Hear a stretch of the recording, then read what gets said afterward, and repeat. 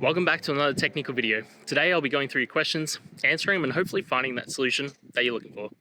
Guys, remember to stay just a little bit crazy just like me and hopefully get to that resolution you need. Now, let's get started.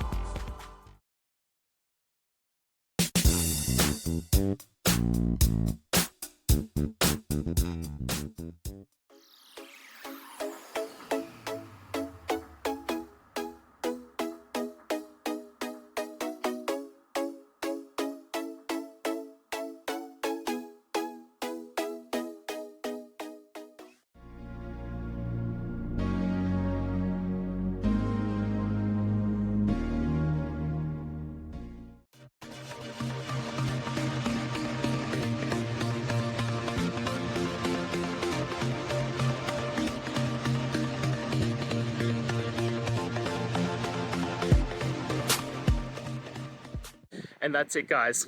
I hope we've gone through the question and found that solution you're looking for. And look, if we did, please hit subscribe. I'd really appreciate it.